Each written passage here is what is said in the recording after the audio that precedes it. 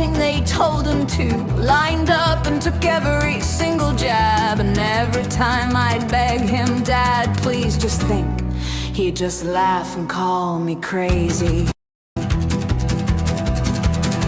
We spread his ashes at his favorite park. I have to say I thought I was out of tears until his sister whispered into my ear, my love, welcome to our weeping years. Welcome to our weeping years.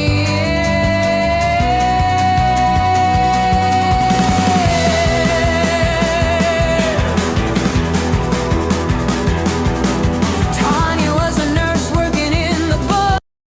She didn't want to take it herself, but because she loved the people out there, she decided to take a chance.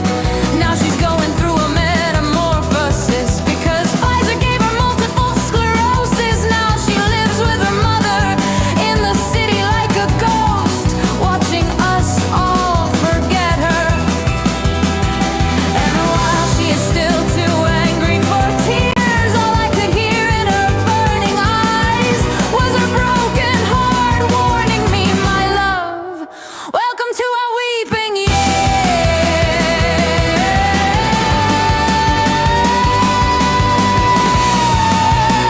Welcome to the weeping years.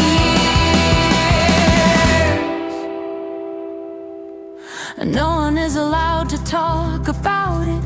Take all your pain and keep it to yourself. If vaccines are safe and effective, then you must be the thing that's wrong. You're not worthy of state recognition. You're not worthy of any compensation. Not even worthy of a human singing your song.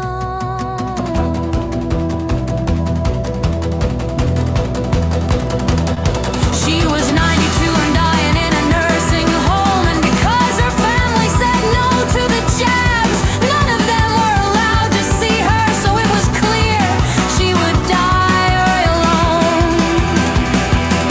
But then one of her older granddaughters took matters into her own hands. After dark, she would break into the home and sneak down the corridors like a thief. And while the cares were all watching TV, she would climb in bed and spoon her grandmother. She would get into her grandmother's foot and spoon. And even now I can see them there, huddled together like babes lost in the woods, as we in our endless madness, hurricanes around them, as our madness hurts.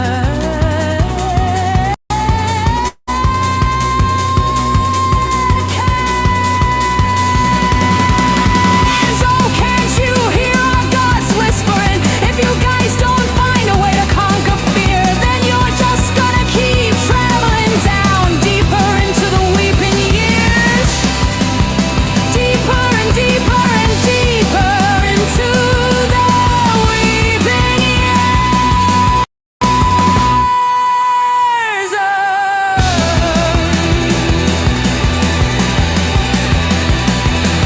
And no one is allowed to talk about it. Take all your pain and keep it to yourself. Look around at all these tumultuous years, for lying has replaced the truth. And the one lie that they need to you to sell to your children is that their system cares for you.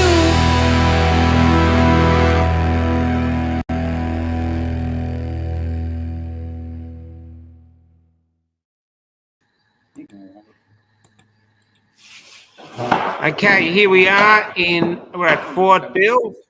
Go into the list here. Go on. So here we are, we've got William, we've got Dr. Paul Oosterhuis here, we've got Michael, Adrian, over here hiding away is Angela, And behind me is our producer, Kelly. Kelly! And got to thank, we have to thank Ron for the 832 t-shirts.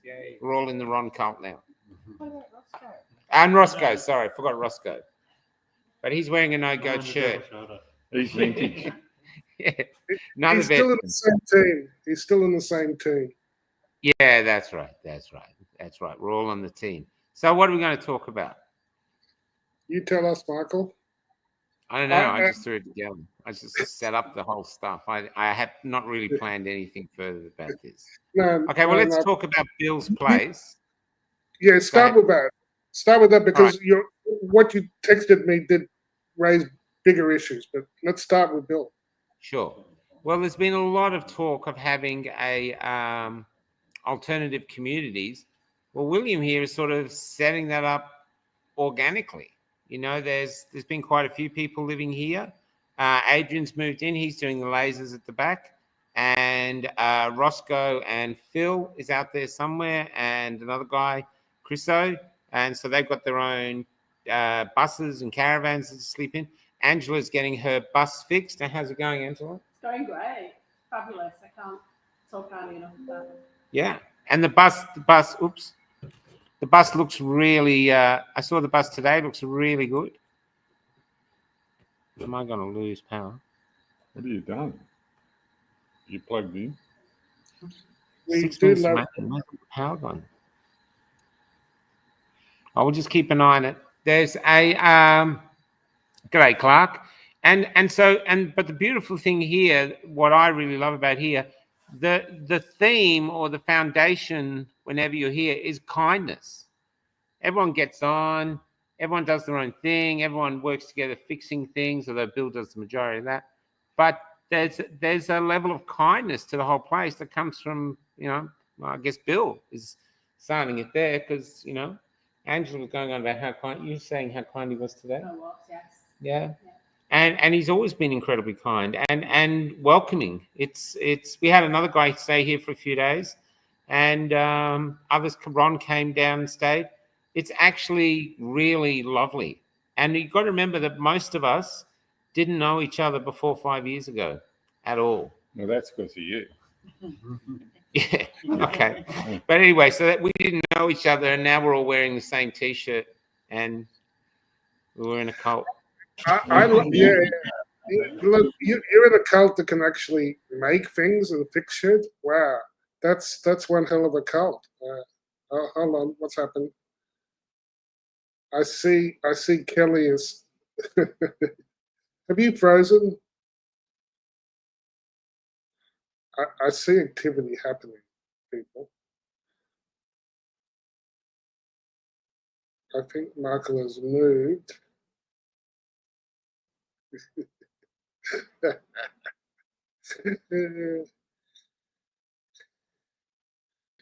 Did we say this was? How you doing?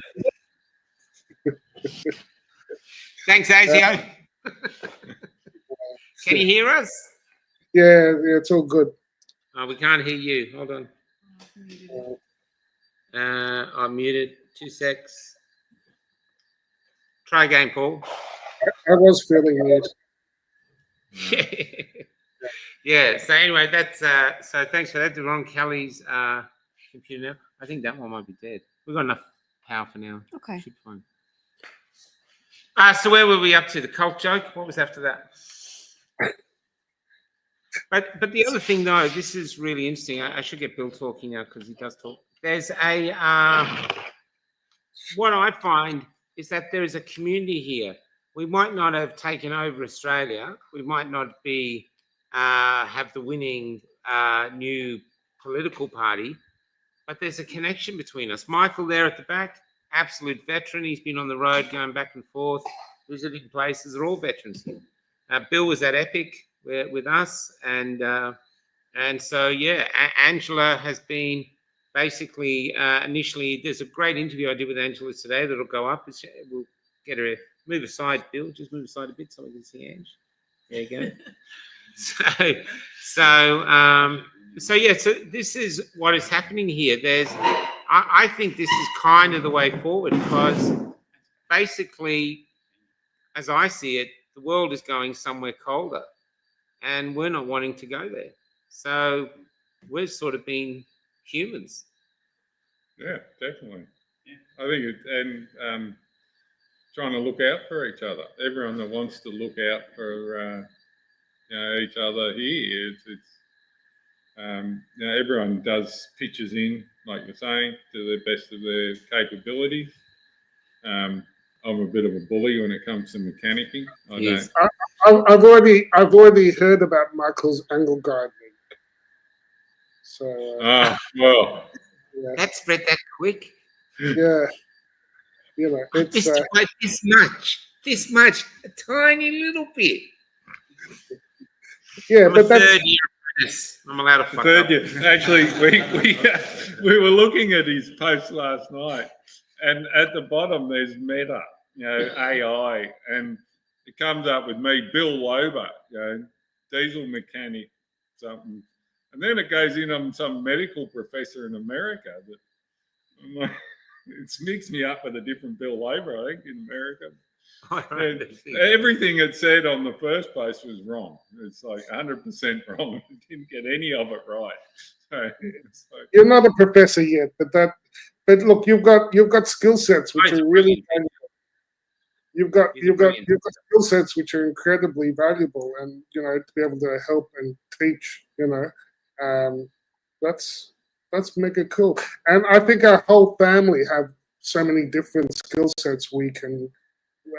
When Michael said this is the topic, alternative communities, or actually you said Exodus, and so that's where I started, and we should come back to that because that's about freedom rather than necessarily a place or any specific community.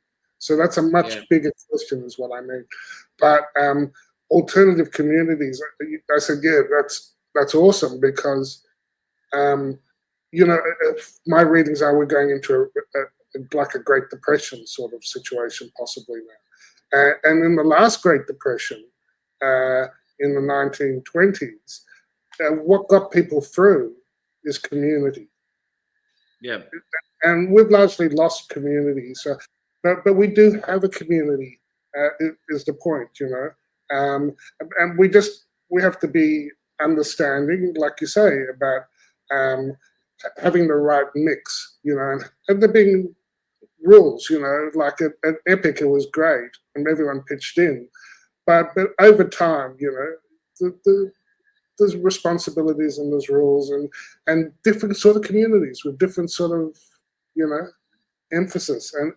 And that's okay because ultimately there's enough of us, we work together, and then we're more than just a community, we're a movement. We're I'm thinking of Havel, Václav Havel, and the parallel societies, the people who choose not to comply, who don't engage in, because from what I'm saying, we're coming into a time of with the digital IDs and all that, it's complete surveillance state,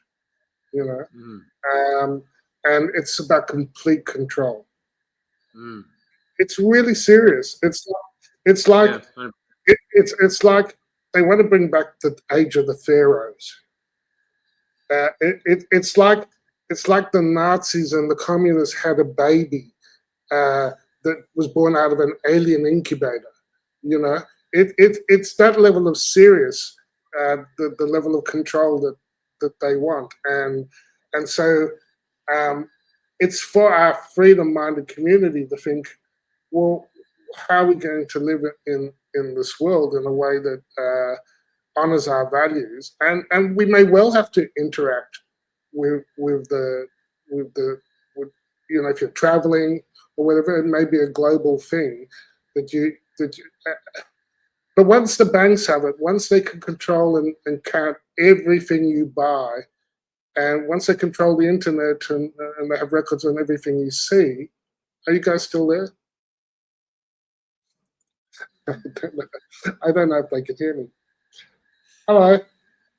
hello. We just missed you. You got up to the point where you said APRA is a load of dickheads. What were you?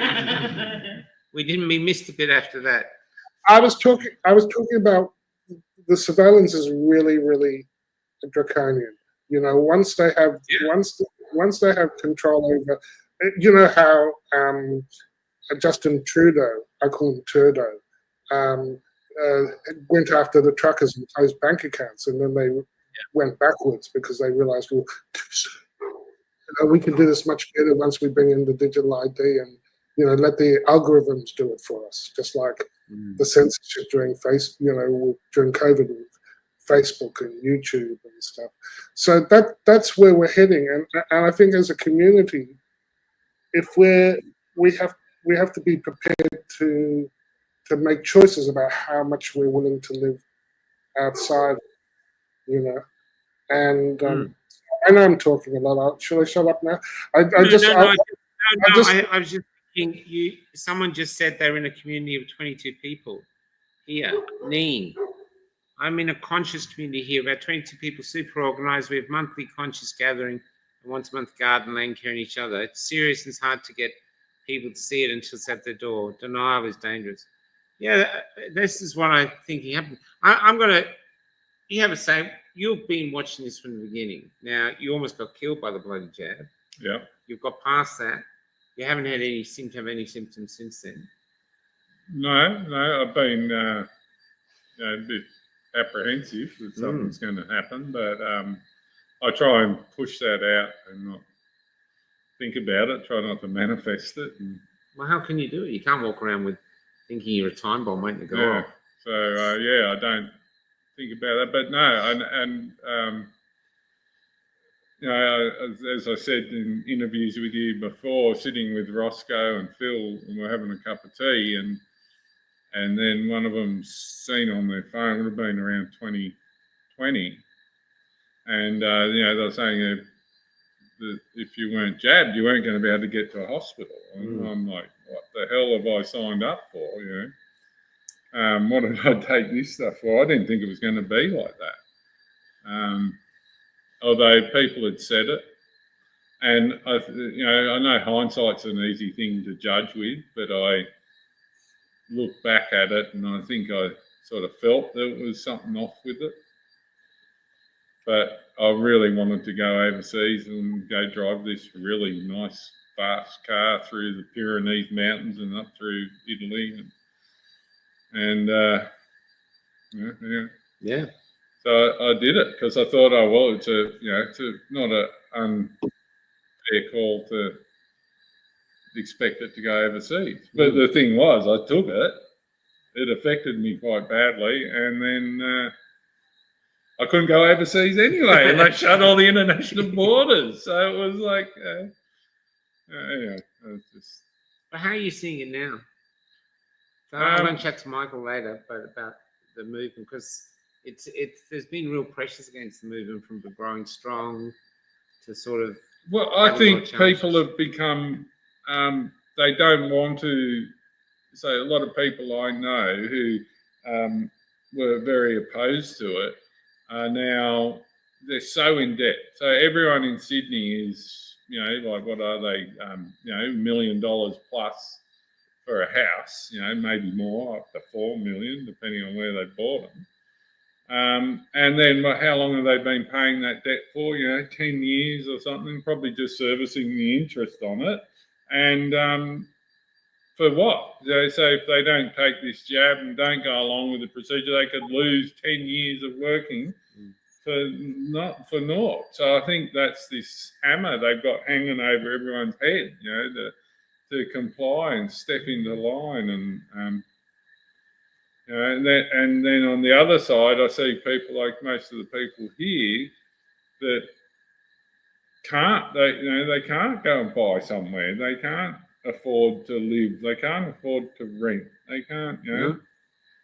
We're between everyone here. We're lucky to pay for the electricity at the moment.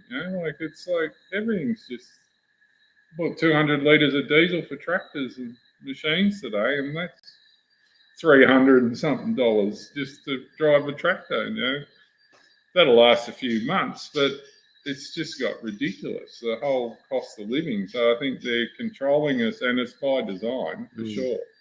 So So I think until we see something else happen and people lose more and it gets to the point where they don't have anything to lose, I don't think anything's going to happen. I think people are just going to keep plodding along. You know, I'm sick of hearing people got to wake up. I believe they're awake. They're just hiding under the bed, pretending it's not happening. Okay, drop there. Yep, I agree. There's someone wants. Adrian, can you bring come up here? So somebody wanted to hear. This is crazy, Adrian. So he's the one that does all the. Yeah, you can be closer, otherwise the mic won't hear. So he's the one that does all the engraving. Why didn't you take it? Or did you take it? No, I didn't take one. Didn't take a single one. So is this your one day of sanity or what?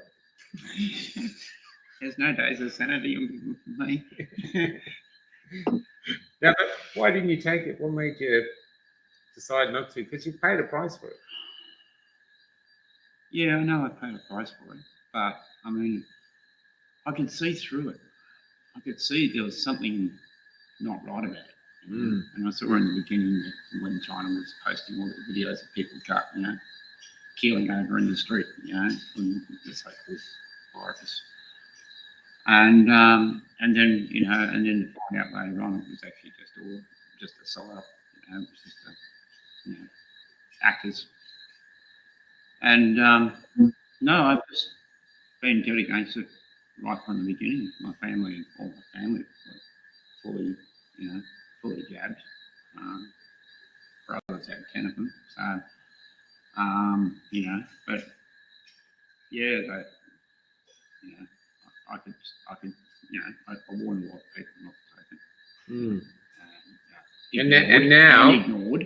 And now in the community, you're the laser engraver. Oh yeah, crazy Adrian. So he's the lazy engraver now for the community, and there's people out there who have coasters and other stuff. So he takes photos at the Freedom Movement post, and he makes them into what do you make them into? I can make them into coasters. I can make them into laser engravings on canvas, wood,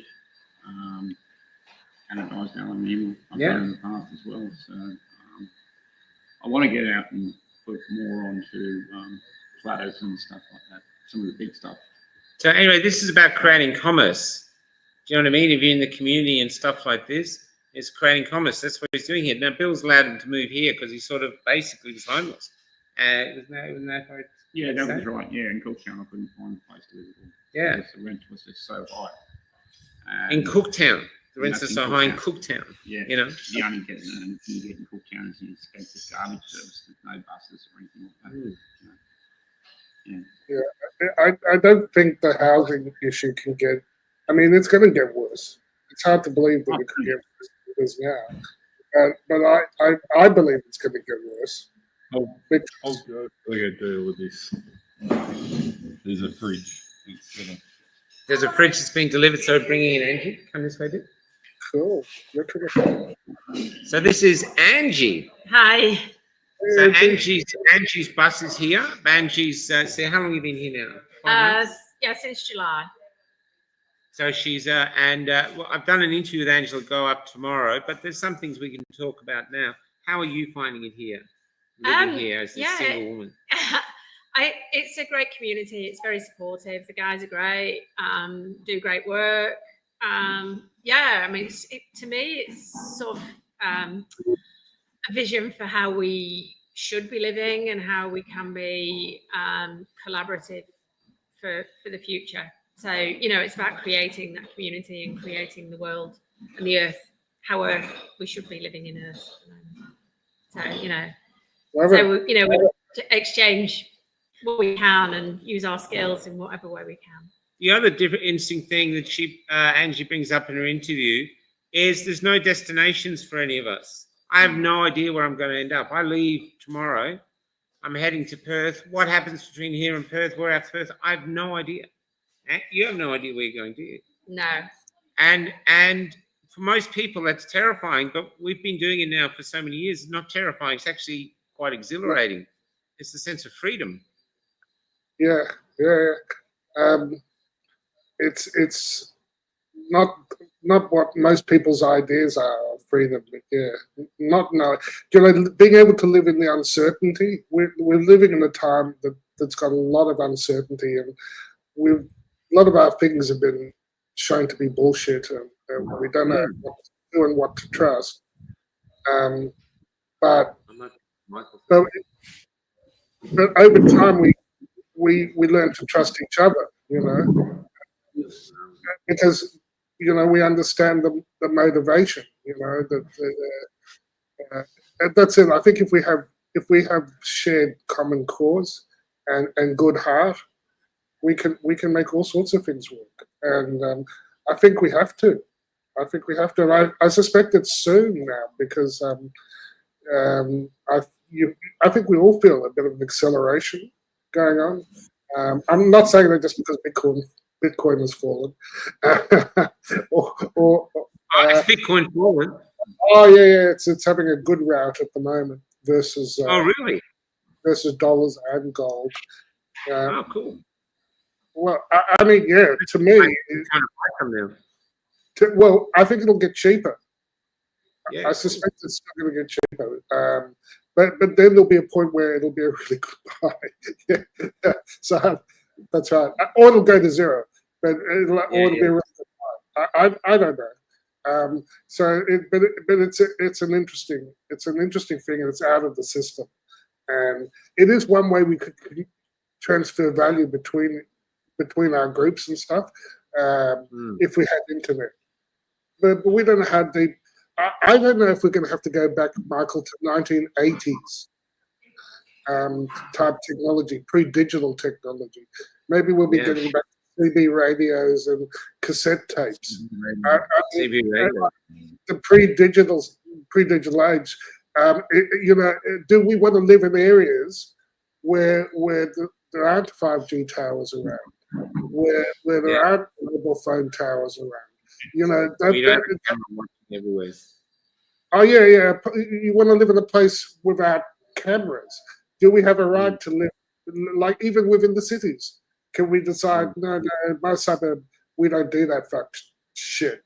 Okay, we allow people to be go around unsurveilled. But my point is, with the problem with the digital idea is they'll know everywhere you've gone and everything. You bought a soda here, you bought a pork rinds there, whatever. They'll know everything about your life. And to me, that's if the Stasi and the Krem and the CCP had this sort of KGB had this sort of data, they would 40 years ago they would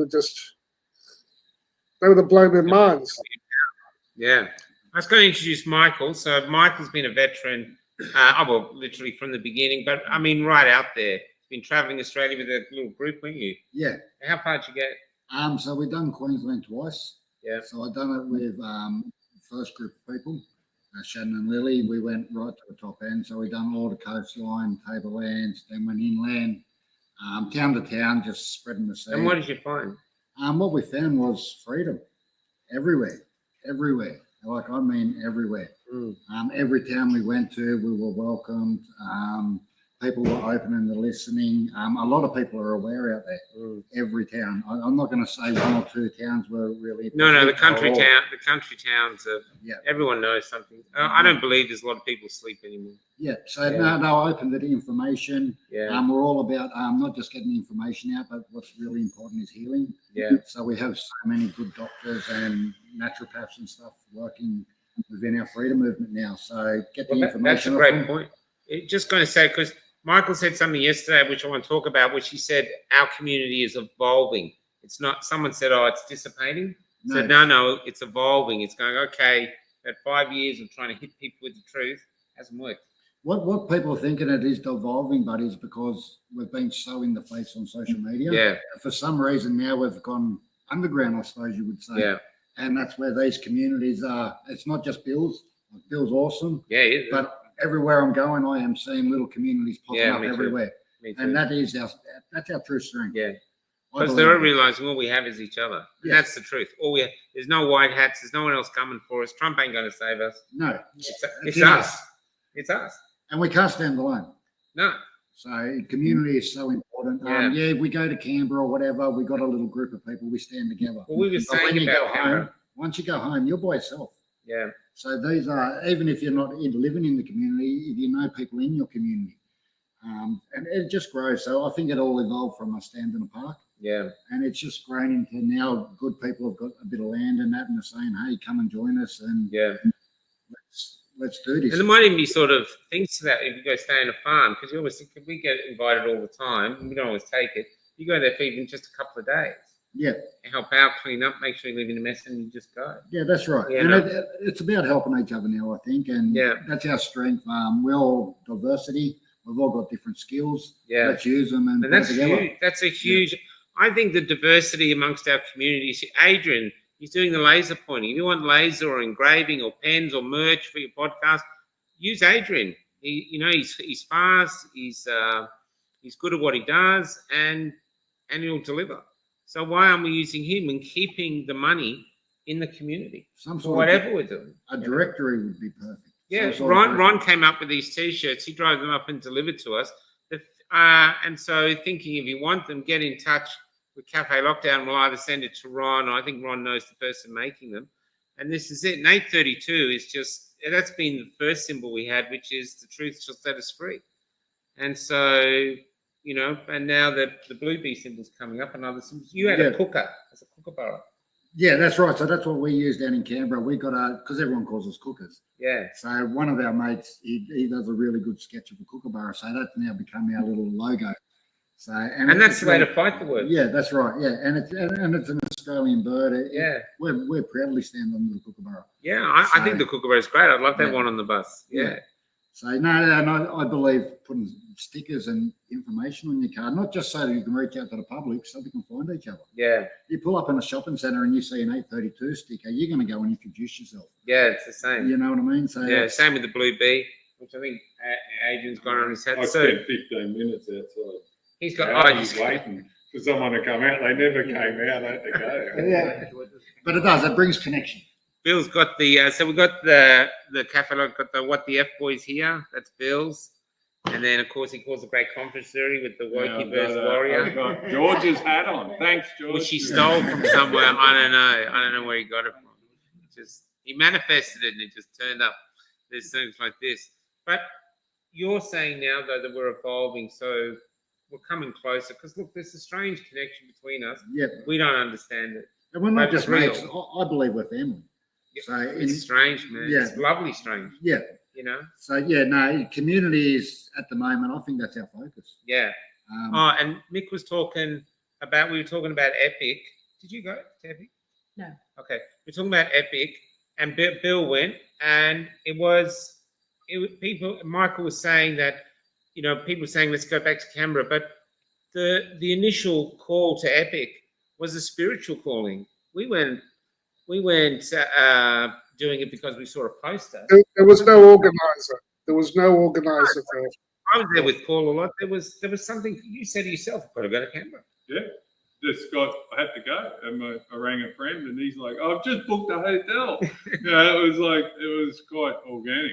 I'm glad he got that hotel because I tried to get into Epic Park. Couldn't get near the joint. And I think everyone who didn't go really wanted to go. So you were there because we were the ambassadors for everyone. I didn't go. I didn't have transport to get there. Yeah. But I had a work thvehicle, and my kids they're not interested in what we do. Yeah. But I had my youngest son, and at the time the convoy was coming through, and I thought the least I could do was jump in the work car and at least escort them through town. So I said, "Come on, boy." We got the flags out, and away we went. And it turned out what was going to be just for a town. 4 hours later, we went the whole way to Sydney with them.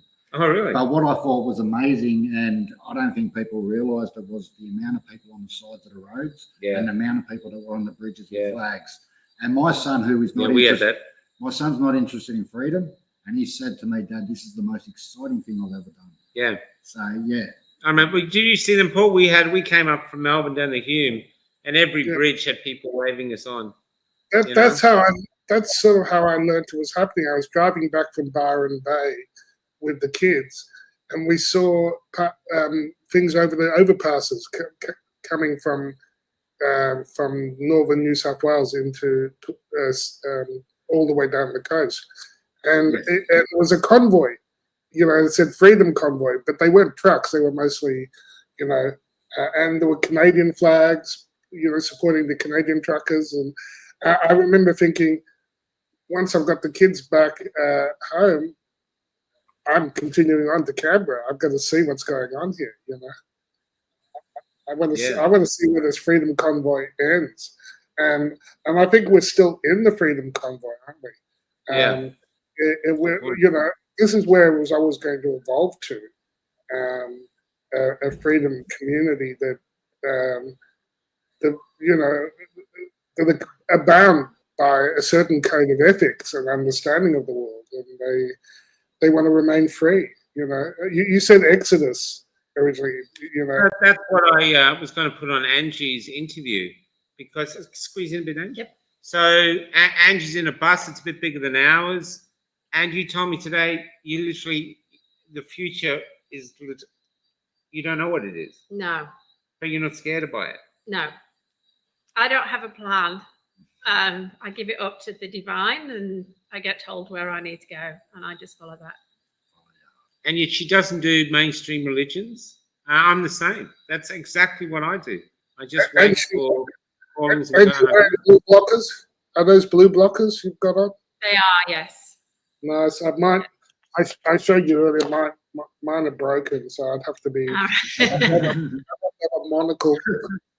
But, great idea. But Michael too is getting ready to hit the road. I think you're heading across to Perth as well. Yeah, so I'm gonna head up to the 832 in Mullumbimby? Friday. Mullumbimby. Mullumbimby. I get Mullumbimby. that wrong so many times, but yeah, Yeah. Mullumbimby. Meet up with the Freedom Community again, and then from there it's open to where I'm heading. I'll probably head down towards Kosciuszko, South Australia, and across to Perth Yeah. and Western Australia, and just enjoy the country and the journey, and just spread the seed along the way. Well, the country is beautiful. To anyone who's watching this, get out and see your country. I know everyone goes overseas. See Australia. This country. How can you fight for it? You don't even know it. Get out, enjoy it, and love it. Drive to Perth. Spend 3 days in the car without doing a turn, because it's just dead straight road. I'm flat. And yet it's spiritual. It's really spiritual out there. That's amazing. We Yeah, got it good is. country. We live in good country. Yeah, we do. And so that's how we get our identity back, reminding us this is our country. We're the current custodians. You know what I mean? And why not fight for it? The other thing too, I think what Angie's doing and Michael taking off, and what we're doing too, is living. And I think at the moment they're trying to shame us. They're trying to make us feel like we're taking up space. Canada was just bragging. I saw it on George's show, that in the next few years with their maids, medically assisted dying, they're going to kill 13 million Canadians. That's what they've said in the next few years. George found it in a stat. I don't know if it's 5 years or 10 years. That's like really half the population, isn't it? I don't know, but that's what they said. I know it might be 10 years, but the thing is, that's what they're planning. And what they're saying there is, hey, look, you're 60 now, you know, what have you done? You know, you're taking up space in the bus. Why don't you do something good? Take one for the team and die, you know? And so this is the same to all of us. And so they're making us feel worthless. They make our kids feel worthless. They make our young men feel worthless. So I think we fight back by celebrating being alive. Roscoe speaking. It's a big one moment. in hospital today, the first in New South Wales for the volunteer assisted dying. Wow. Squeeze in, man. I'll pull the shit out. It's like musical chairs here, eh?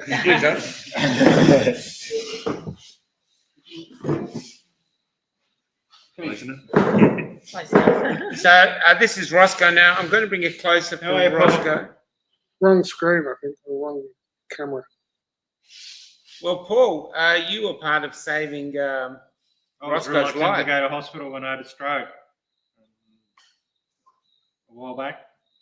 Wow. What was that? Yeah. 22? Yeah. 23. And Where- I was freaking.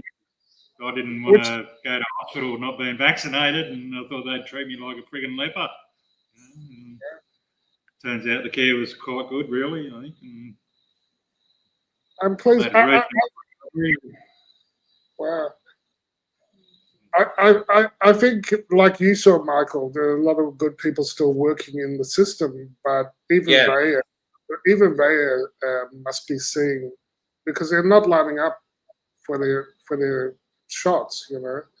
Some are, but if they kept on to the schedule that the government's telling them, some of them will be on shot like 9 or 10 by now. I mean, that's a lot of faith, given that it hasn't been preventing infection. So they're waking up just because they can see the carnage. They must see the carnage, Yeah. But I was in the cardiology ward, and they never talked about it. All they said was, "Oh, we had some cases of myocarditis," and they seemed vague about it. So I'm not so sure, Paul.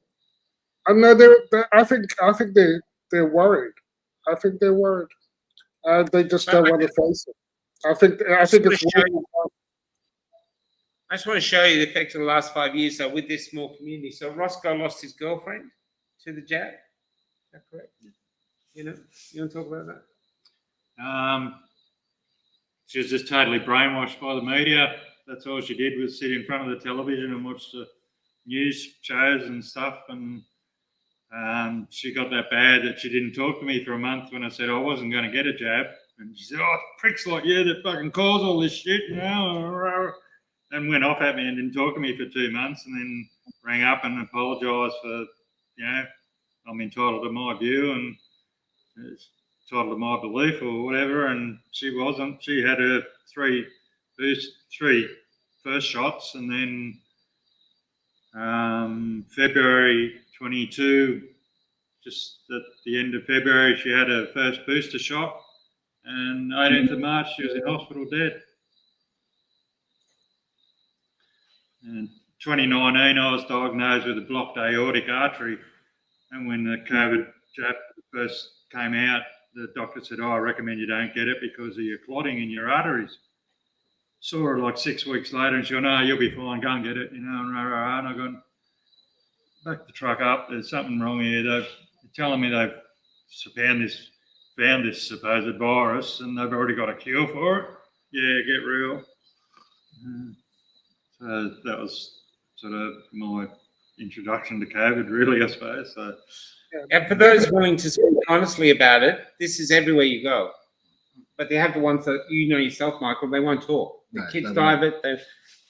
Was it you? Someone here told me a story. I think it was a guy came, David turned up. He told me that he's got a friend, both his kids are injured by the jab, severely injured, but the guy is he's a businessman, I think, and even though he's really angry, he won't talk about it because he'll lose respect at work if he does. So his wanting to keep his status is more important than his children. Yeah, I don't know if that's more like Cultural Revolution communist or, Stasi, East German style. You've got to fit in, you've got to speak. We've forgotten how these are characteristics of totalitarian states that was brought in and, given the koala and the kangaroo seal, and suddenly it's all good. No. I mean, the medical, the lockdowns, the house arrests that we were put under was bullshit. We were terrorized. We were subjected to fear campaign, and we were coerced. We were coerced into taking those shots. Bottom line, there's nothing they can say to defend that. Nothing. Nothing that makes sense. They never have. They never will. And Michael, you've been saying it for the longest time, about how you refuse to perform to segregated audiences. And we knew that medical apartheid and the way they treated the unjabbed was unjust. And history would show it would be unjust. But you see, the point is, the problem is not that the shots, they've caused enough death and disability now that someone's on the hook for a lot of a lot of money, basically a lot of power, a loss of prestige, and so it'll be like Liam, that actor from what is it, Police Academy or something, where he's in front of the fireworks building that's blowing up around him, and he's going, "Nothing to see here, nothing to see here, go away."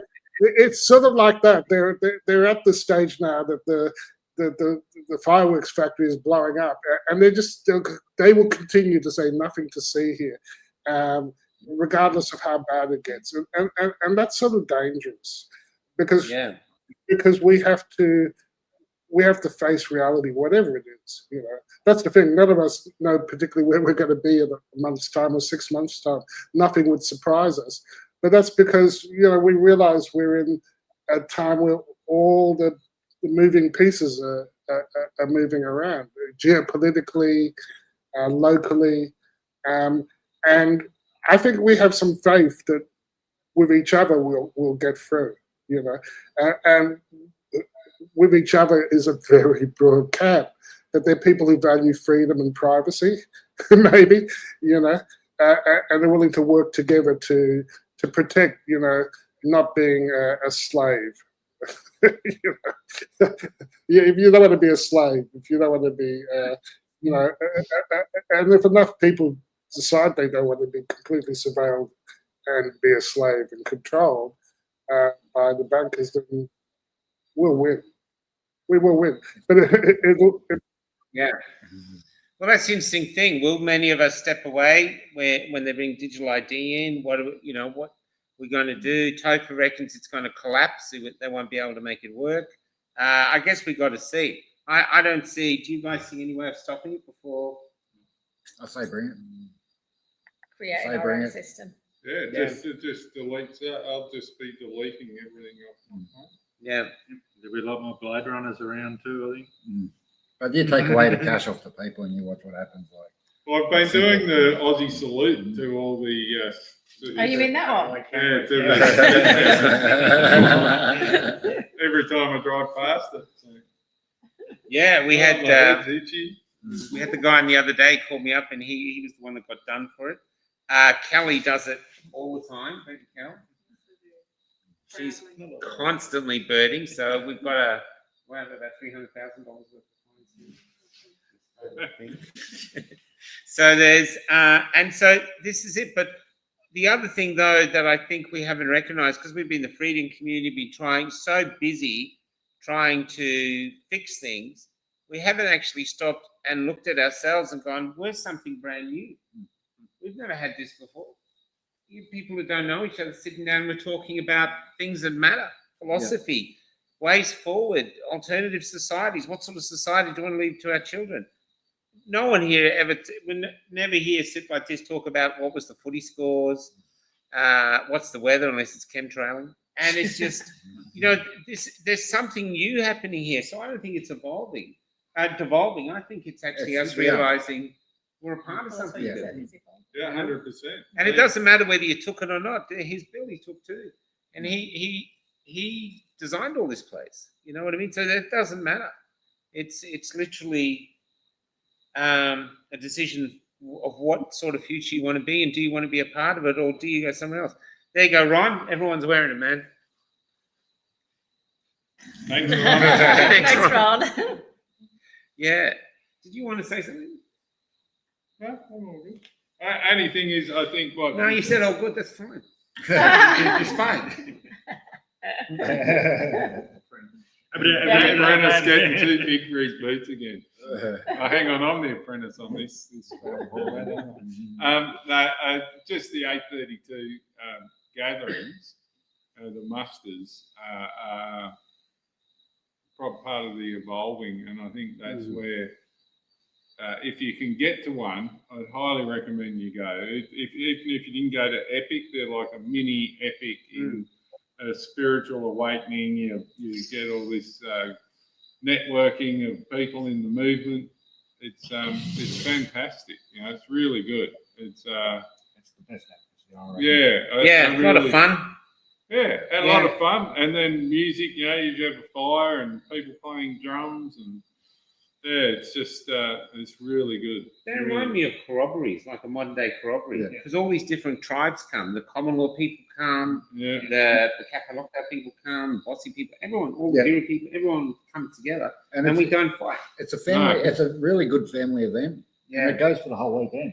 everyone hugs at the end of it. Yeah. Yeah, Everyone yeah, hug yeah. and see you later, brother. And everyone usually stays. They come, I can just do one day, and they're there the whole weekend because they Yeah. love it so much. And all that's there is us, human beings. We don't have huge screens. We don't have jumpy castles. We are the entertainment. Yeah, we just got each other, and we talk, and we talk and talk and talk and talk. It sounds boring, but it's definitely not. I think if we went back to the 1980s, it wouldn't be the end of the world. You know, I do wonder how far we're going to have to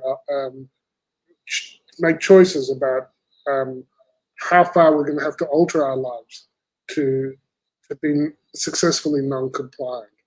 And I wonder how that works in the city versus the country where you've got more land about you.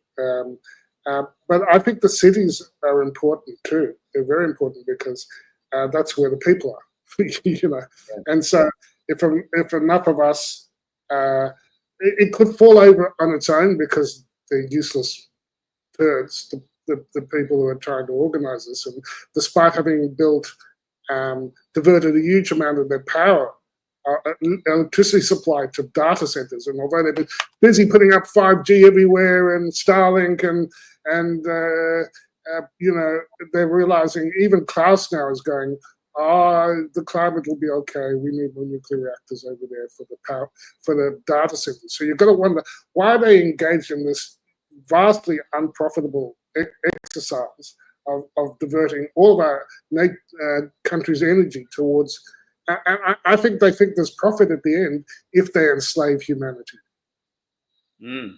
If they've got you completely enslaved, how much is that worth? It's priceless. It's like MasterCard, you know. So that's what they want. They want to enslave the whole of humanity. Or you could trust them. It's secure, it's convenient, and it's voluntary. You can trust them. You know, personally, I don't trust the government much after what I've seen in the last 5 years, and I don't trust them with the money system anymore. I don't trust the banks with the money system. I think that's how we really get free. You know, honestly, and you can do that wherever. And I was going to say, the real exodus or freedom starts in our minds. You know, it's a question of, what are the things that we're going to tolerate and comply with, and at what level are we going to go? Nah. No. And so I love communities that can do shit, whatever that is. And between us, we've got a country, we've got a globe worth of people that have something to offer here. So it's really exciting in a way, because this is it. This is the main match now. This is not a rehearsal, guys. This is happening. The game is on. The actual game is on. So we don't have to wait too long to see how this is going to play out. And I think, I'm just speaking frankly, I think we can all see that. I could be wrong. Maybe, let's say it goes for another year, another 2. I don't think so, though. So yeah. No, I don't think it's over. Well, I have a question. Cal, do you think it's over? You've been on the road with me. Do you think it's over and everything's gone back to normal, and you think we're going into darker times? Darker times.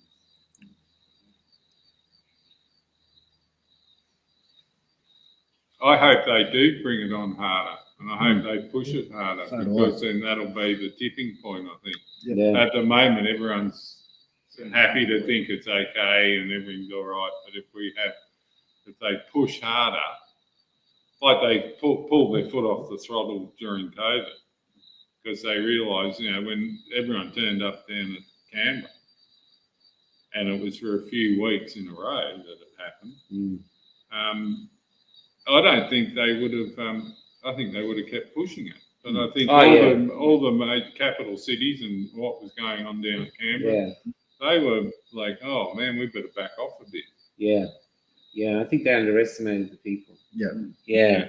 And they underestimate, and I think they overestimated the power of AI. I know there's a lot of fear mongering amongst the people, but like we were looking last night, it can't get much right. Like you look at what Meta says underneath all your, and it's got it puts the wrong, it makes me a professor in America or medical health and science or something. I'm like, there's another Bill Lober in America. But Maybe it you ain't should just me. take it like a CV. Go, look, I'm Oh, not yeah, look, that's that's him something. You know, No, it was like turn up and do the immunology or job. something. It was like, wow. Hey, I I've didn't know never I'd wrong. done all that. Immunology, that's so funny. Yeah, it's If you know what you don't take that, mate. That's what it said. That's what this Dr. Bill Lober in America is. Yeah, Professor. yeah. Here's another thing. How many of you watch mainstream TV? I do go on and just browse on just to watch the ratings, and I'll tell you what, they've gone downhill. Oh, really? Oh yeah, their ratings are. You say Channel 7 or something like that news, they would have got millions of views. Yeah. Now, and the comments. So 4 years ago, if we put up something like if they put up vaccinate your children, we would put up a comment, no, it's dangerous, and we would be written off. Yeah. Now you go and look at the algorithm and the ratings, and they are absolutely being written off by everybody. Yeah, I know. There's only one or two comments saying take it. Well, they closed the comment. Yeah. Yeah, that's that's right. right. Yeah. So they've gone downhill Yeah. big time. And that's probably a bot. That's probably a bot too. Something like 40% of the internet, was it 25%? Some huge percentage are bots now. So we think we're dealing with people, and no, we're just dealing with bots already. So that's the problem with social media. It's a bit toxic, depending on what feed they serve you to elicit whatever emotions they want at the time. So look, we'll be. This is what I mean. I remember growing up in the 70s and 80s, and life was fun. I took my son outside today, and I was like, look, this is the real world. This is the real connection, because they can get lost in their blue screens, and we all can. The time I'm most fearful, before COVID, I noticed everyone was, on their devices constantly. I'd go down to Bondi Beach, and beautiful day and lots to see. And when I see more than half the people looking at their hands, I know, oh shit, something big is coming, because when people are looking at the real world and enjoying the sun and the surf, there's no problem. The world's absolutely fine. It's not a bad thing. I know they're saying for the children. We're doing the social media ban to protect the children, and we know that's bullshit. We know that's bullshit. It's about control, and once you're and maybe about exterminating us, but and that they need to control the outcome or whatever is coming next. It's going to be exciting, but it's for all the marbles. It's for all the property. It's for all the control, and we're in for some fun time. I think it's going to be really, but it's going to be. It will only be doable if we work out how to do this together, as a community, as a global community. It'll probably be some 14-year-old kid who gives you the hack to get around the thing, or who takes down the Goliath of this AI Sauron, who wants to look into every aspect of your life, and suddenly the 57th data center goes in flames or something from all the data compute. I think they're going to fail too, but we're going to be prepared that we might have to live with it for a while. We have to think through that because it's coming soon. Well, I think I'm in agreement with the lads. I think we have to go there. I think the people have to have it harder before they'll go, okay, this is enough. It's got to pop the bubble. We've already said no, but everyone has a different Yeah, threshold, exactly. So this is what we have to wait for, I think. And I- they're being offered a future they don't want. It's not conducive to their souls. This is why we're here. Look, we're you know we're on. I called all of us really. We're orphans of Goodbye Road. We got kicked out of society, and we found each other. We were expected to die, or be imprisoned, or come running back screaming, "Please jab me, let me back in." But instead, we've forged a new community, and we're in the early stages of building it. You know. And I don't think it was, you're one person. There's Yeah. many out there. There's Hoodie and Woody, John yeah. Lara I'm talking about all of them. Yeah, that's not what just I mean. me. But No. they brought everyone together, which Yeah. is, I think, something they underestimated. And I think every time they try and make, and I'm talking about the swamp rats, I think they're at the top of the ladder, but they're really not. I don't like calling them anything else but a swamp rat, because that's what they are. I don't think they underestimate everything and then overestimate their powers, like AI, and then they underestimate what the people will do and what the pushback will be. And I think they hope for things like, at Epic, at Canberra, there was all the police, and I've had several people who went inadvertently into the basement, and there was all this SWAT team, all heavily armed, ready to go back at everything. Yeah. And I think that I had a couple of people that were trying to incite riot, but whatever they had going there, and I've seen photos of these dish things up below on the mountain. And there was a couple in boats, and it wasn't LRAD, it wasn't those speakers. No, it was something else. It was something else, and I think that's what was stopping the phone signals from working. But I think that I tried to walk up because we went, there's a second stage. We didn't know. Someone got on the bottom stage, went, that mob up there, and we went, what? Oh. So we went and walked up there, and I got just over the bridge. There was 7 of us, and we all stopped. And it was like there was this force field there, like you didn't want to go close to New Parliament. And we all turned around and went back down. Wow. And 2 weeks later, when I went back, I went up, I came in through the top road, and all the grass down in front, there's a little memorial thing or something up the front, all around that, and it was all dead. The grass had gone crispy brown, and then once you got down the bottom where there was more people, the grass was green and healthy. So it wasn't trampled. There was something going on up there, but I think they over or underestimated the power of that to stop people going near Parliament. And no one wanted to raid Parliament, and we weren't there for that. But I think they thought we were going to, and then they could, wheel out the forces to combat us. But everyone was there, had good intentions, peaceful intentions. Yeah. And we it were was just a show of exercising our numbers. democratic right to protest. You know? It was the most magical experience I've ever had. Yeah, me too. With the community, And we were injured. I've interviewed so many people who were injured. So many. From black lips to radiation poisoning to hair loss. Brain fog for a couple of days. Brain fog. So, but there was lots of people said they drove away and they couldn't get anywhere. They actually had to pull over and no one could drive. They were all just exhausted. So the Australians, they use something against us. They say sonic weapons, Christian, but we heard there was something else. I heard there was another weapon. So, but we don't know. People were targeted, half their face was sunburned or the bottom half, or their friend was sunburned and they went, and children with round sunburns, and people burned below their skin. We did this too. I got burned under my shirt. Yeah, under his shirt. We had lots of people done with that. I shared a story of a girl. She was 16. She was there, and she was rushed to the burns unit, and she had blisters all over her, and she had long sleeve shirts on all day.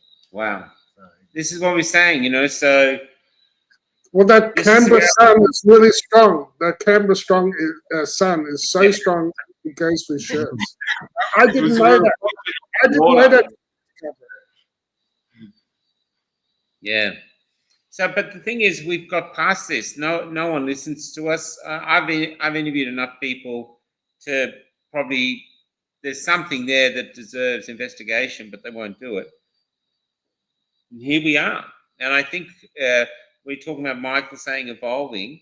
We've reached a part now. Do we continue banging away, trying to wake people up, or do we actually focus on ourselves now and build like a light? Yeah.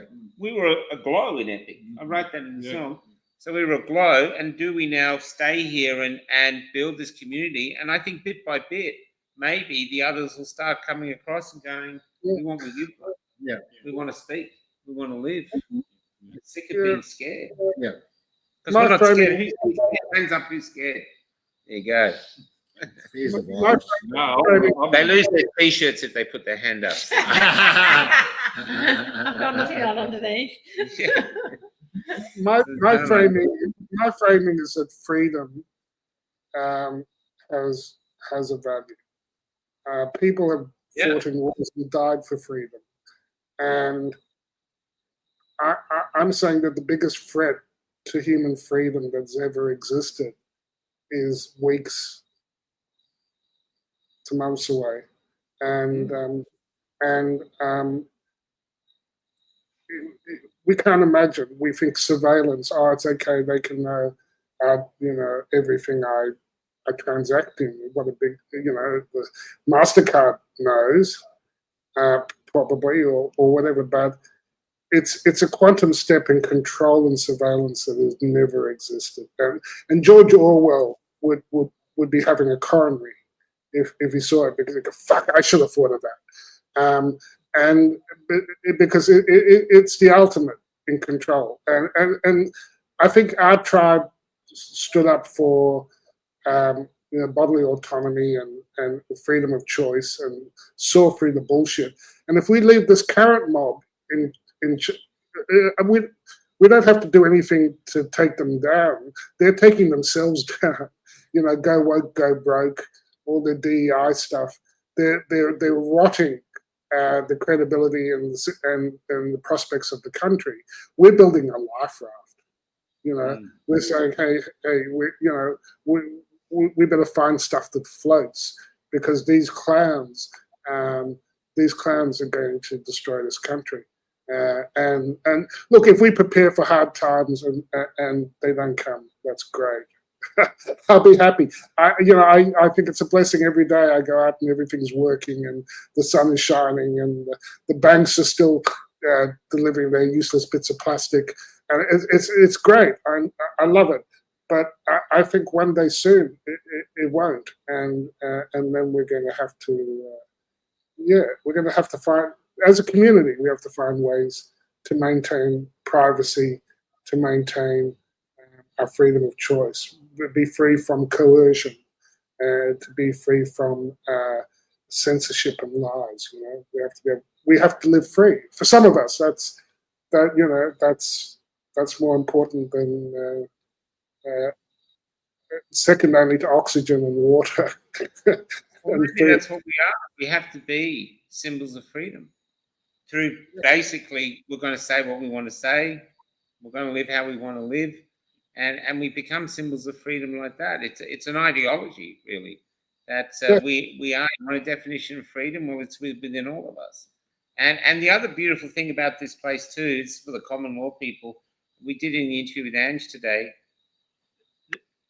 There hasn't been any conflicts that I've noticed here, unless they're all happening behind my back. And I think it's a common law thing. First rule of common law: do no harm. So people just help out with each other. Phil's out there. Phil is the hardest working unemployed person I know. He's working his cars all day. He really does.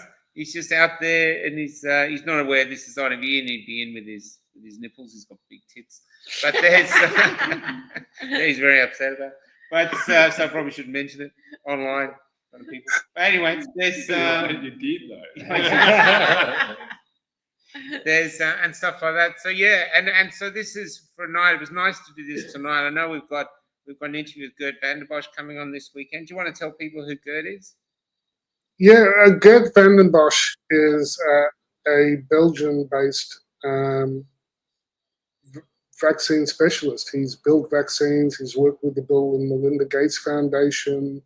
I think he was involved with SEP. He's a real insider, and he's super, super smart. And in 2021, he came out early on and said, not a good idea vaccinating large numbers of populations while you've got the infectious agent still going around, because you'll induce an immune escape pandemic. And that's what we're going to talk about. He's written a book called The Inescapable Immune Escape Pandemic. So, again, hope he's wrong. There were 4 of the tweets that they posts that they used to suspend me were about antibody-dependent enhancement, and one that actually mentioned Gert van den Bosch in my official complaint for suspension in 2021. So you know he's good. If the government comes after you with legal action and yanks your medical license over a couple of memes, a few posts on antibody-dependent enhancement and GERD, I'm looking forward to asking him some questions. And again, I hope he's wrong, because the stakes are high if he is. And the solution, there are solutions and things we should do that we're not doing. Is the point? I'm still trying to save lives. Okay, I'm a stupid bastard, but I'm still thinking there are lives out there to be saved, and we have an idea if the worst case scenario happens.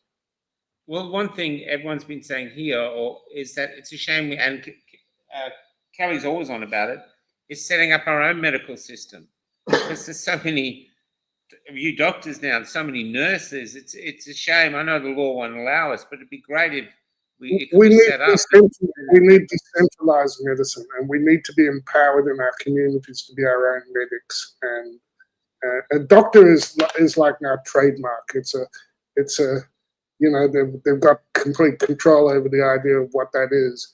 I think medicine is evolving, and decentralized medicine will leave orthodoxy for dead, literally, because orthodoxy is a leading cause of death now in our society. So, I talked to this guy today at Forest of the Fallen, Ian, and he didn't believe. He believed that he's had 5 shots and he's had a Ozempic, and he thinks modern medicine is wonderful, and he's fit and healthy, and I was so happy for him, all I could explain was, from where I'm sitting and my experience of the shit show, I have no trust in any of these products. And the good thing is that leads us towards decentralized medicine, understanding things about our body and our own potential for healing. And we've got to get our act together. I mean, I had a guy come up to me today at the park, and his mum had pancreatic cancer. She'd had, I think, 4 shots, maybe 5, and she was now stage 4, grade 4 metastatic pancreatic cancer. And I wish I had a better path for him in Australia to say, this is where you get the stuff you need. This is who can help supervise you. And it's I feel ashamed that I don't have those more specific details of how we can look after our people, how we can give them more choice into giving them a chance. I mean, when you're at that stage, orthodox medicine has largely got nothing to offer them, or may have nothing to offer them. So why not try things? Because we're getting report after report after report of people who have been rescued from even metastatic stage 4 cancer, and people might doctor down and say, "Oh, that's," but where I'm seeing a lot of smoke, and the science behind how this could work.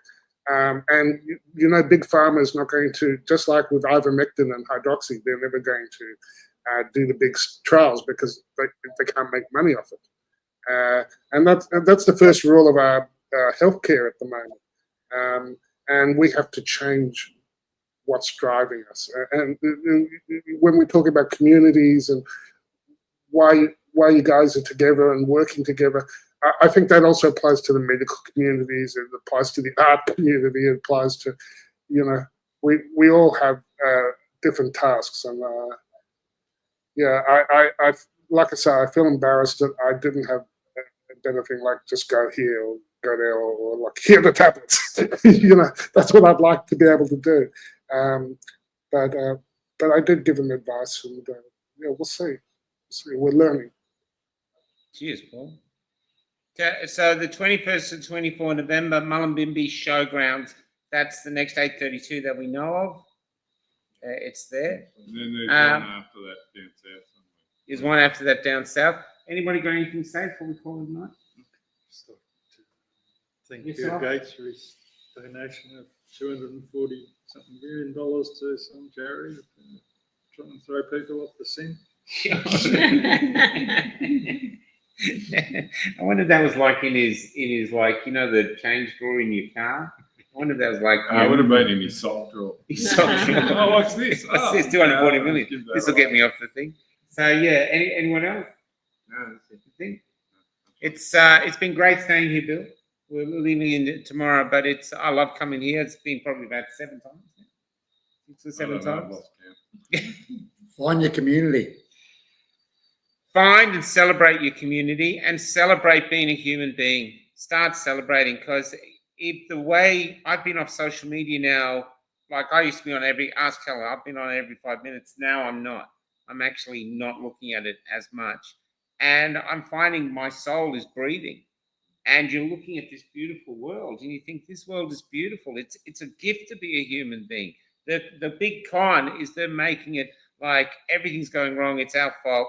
Maybe we should get rid of you. Well, it's like, fuck you. We're here, and that being a human being is something wonderful. And I think we should start celebrating that by living. And I think that is an effective way to protest, because people will start wanting to come across. Get on Suno, write songs with AI, post them, start breaking through your fear barriers. Do something like, look at Ange. They're here living in a bus. I've got Cal living in a bus with me. She's working on the bus now. It's amazing life we have. Roscoe, he's a hairdresser. I don't know. My comment. Don't take this.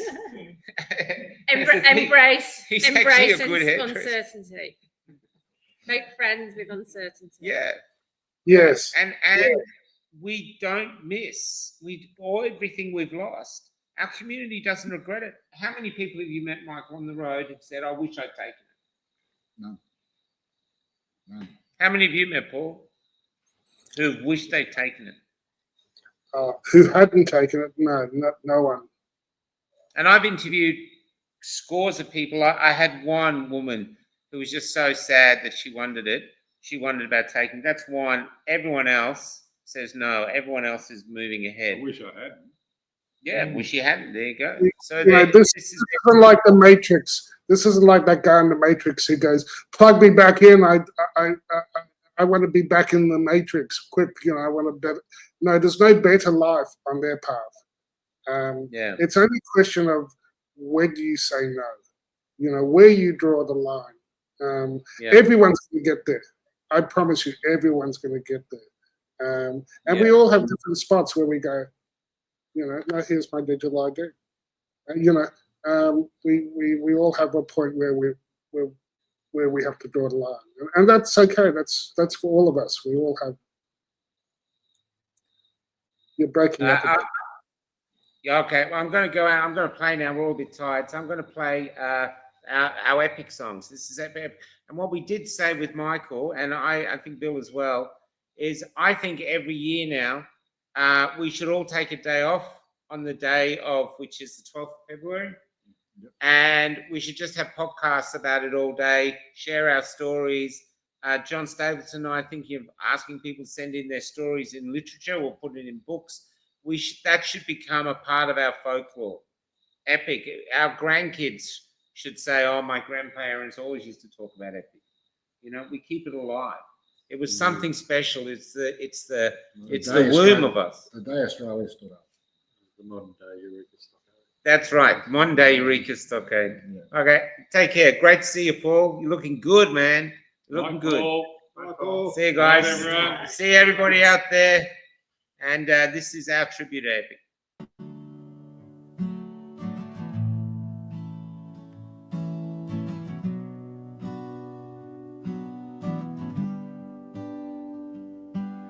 We came down from Darwin with the dust in our veins. We drove across the Nullarbor, driven by change. There were convoys from Melbourne and busloads from Cairns, where we camped at Wodonga and fueled up at Pheasant's Nest. And there were tears of hope singing through our liberated eyes as we scrawled freedom forever across our government's lives. As we scrawled freedom forever across all our government's lives. And we didn't come to start a war, and we didn't come to hate. Instead we came to remind you that we were still your mates. And we didn't come to start a war, and we didn't come to hate. Instead we came to remind you that it was not too late.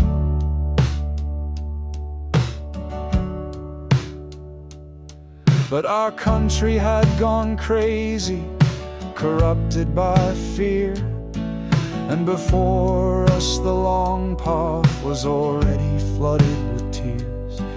Yet in epic we were dancing, for we knew what we'd done. Together we'd made the birth of all our freedoms.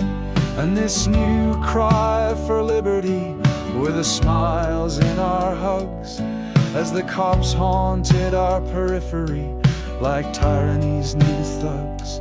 But for one night in Canberra we knew we were aglow, and our luminance was shining like a beacon of hope. And we didn't come to start a war, and we didn't come to hate. Instead we came to remind you that we were still your mates. And we didn't come to start a war, and we didn't come to hate. Instead we came to remind you that it was not too late.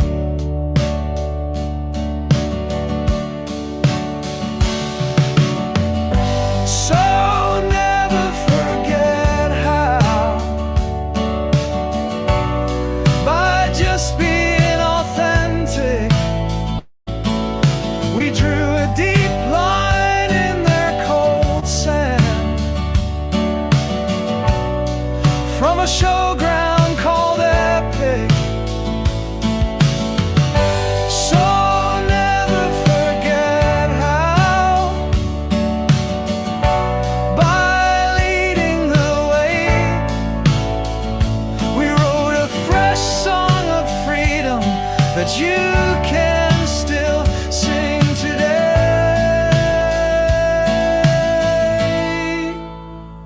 So sing like you've never sung before. Sing now like your soul's found its wings.